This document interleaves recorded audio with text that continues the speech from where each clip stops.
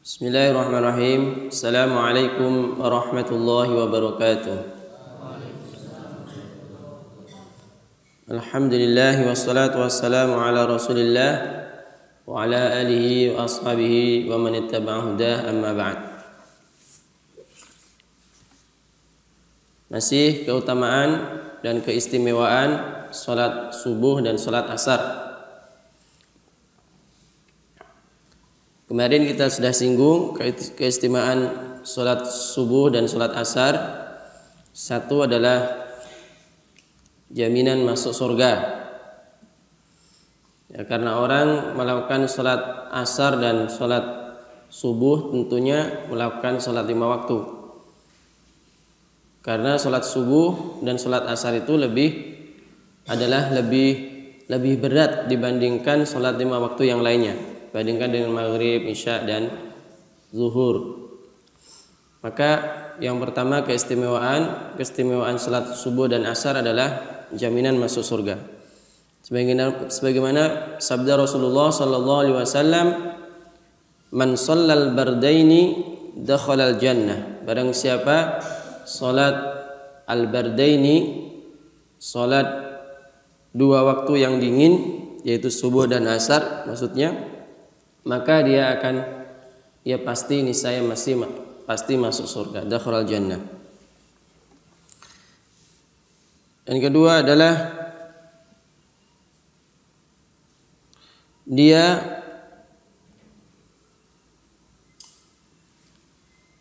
akan mendapatkan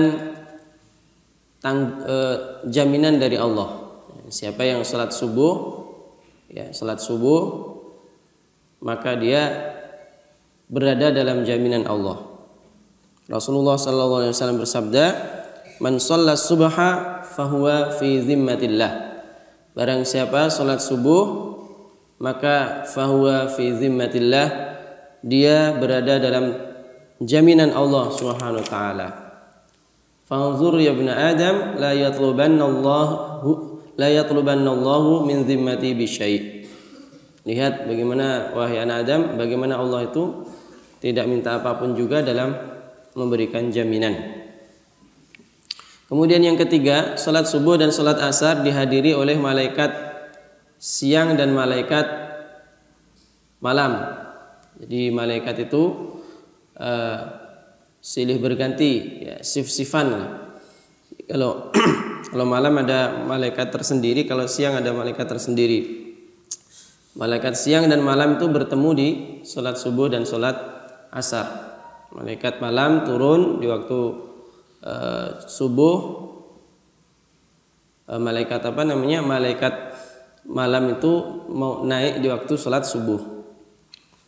Berhenti, ya, dia sudah berjaga dari maghrib sampai fajar. Maka di salat fajar kemudian bersiap-siap untuk kembali. Nah, yang malaikat yang siang pun sudah turun di waktu subuh. Dia nanti akan berjaga-jaga dari subuh sampai menjelang maghrib, sampai maghrib. Nah, begitu ketemu di salat subuh dan salat asar, ya, salat asar. Malaikat malam sudah segera turun di waktu salat asar dan langsung salat asar sudah bertemu. Sedangkan malaikat siang masih ada di bumi, masih berjaga. Maka bertemulah malaikat siang dan malaikat malam di waktu subuh dan asar. Itu yang ketiga, keistimewaan yang ketiga. Keistimewaan yang keempat adalah salat subuh dan salat malam ini tentunya setelah melaksanakan salat-salat yang lain, salat wajib yang lain, dengan memperhatikan salat subuh dan salat asar ini, maka dia niscaya akan melihat Allah. Yang keempat, keistimewaan yang keempat, dia akan melihat Allah Subhanahu wa taala. Dia akan melihat Allah Subhanahu wa taala di surga.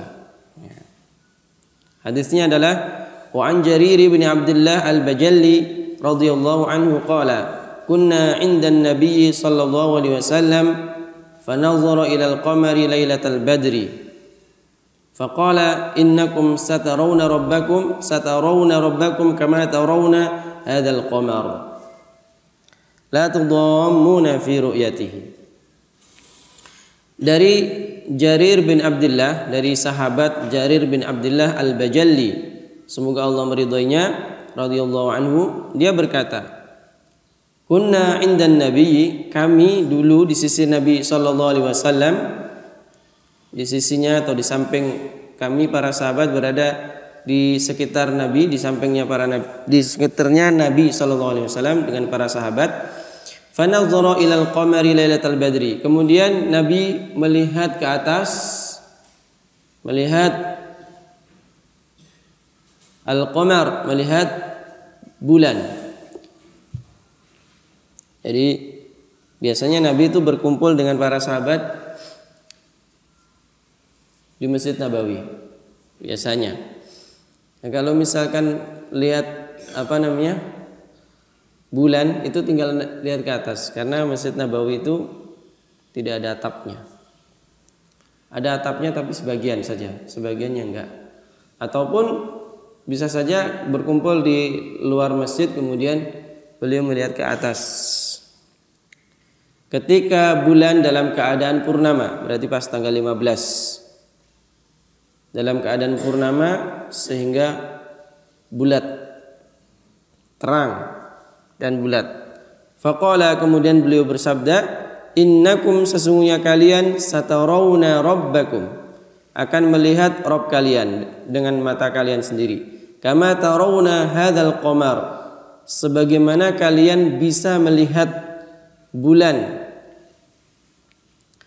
Sebagaimana kalian bisa melihat bulan purnama sekarang ini, malam ini. Maksudnya bisa melihat bulan itu bagaimana? Maksudnya la tudammuna fi ru'yatihi, kalian tidak perlu berdesak-desakan untuk melihat Allah Subhanahu wa taala. Langsung kelihatan, semuanya bisa melihat dengan sempurna tanpa harus berdesak-desakan. Nah, jadi ini adalah yang disamakan adalah bisa melihatnya, bukan Allah seperti bulan purnama, bukan. Tapi bisa melihatnya itu seperti kita bisa melihat bulan. Ya.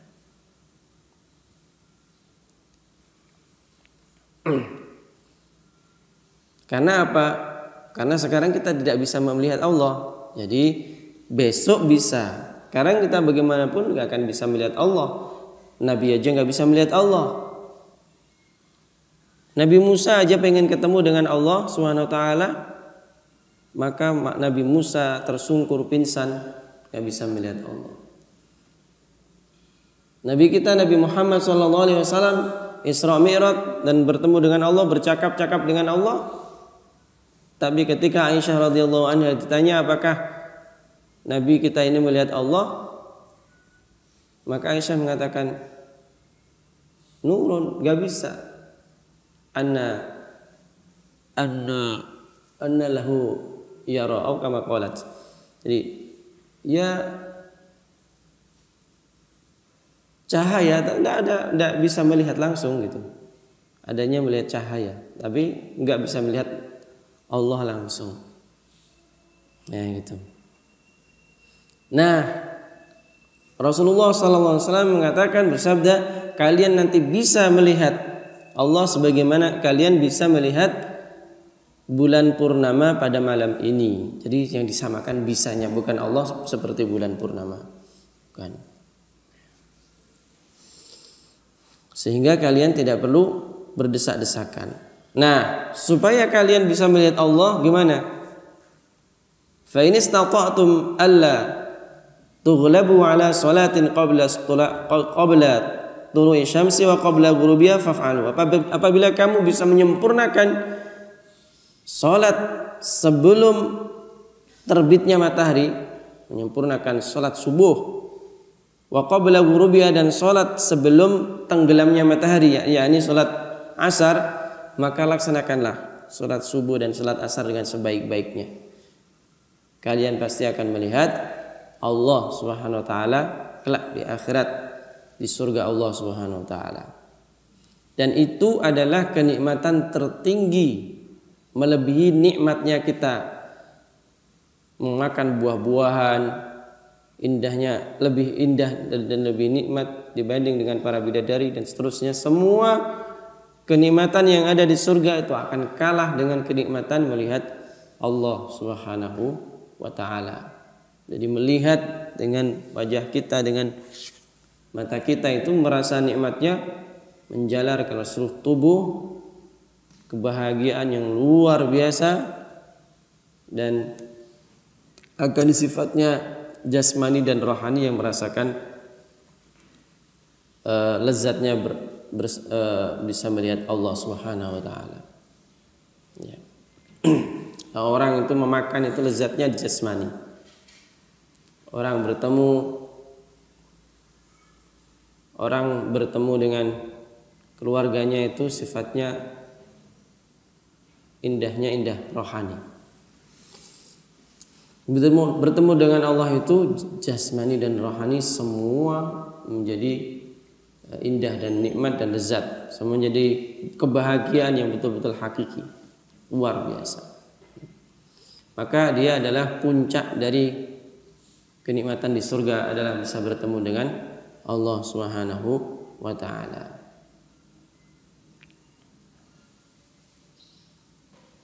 Maka ada satu doa, lupa saya doanya kayak apa, tapi intinya janganlah haramkan wajah kami, la tuharrim wujuhana, gitu mungkin. Ladzatan nazar ila wajhikal karim, lezatnya bisa melihat kepada zatmu wahai Allah Subhanahu wa taala. Jadi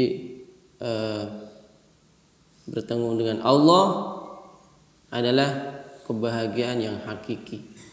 Kebahagiaan yang hakiki. Nah, inilah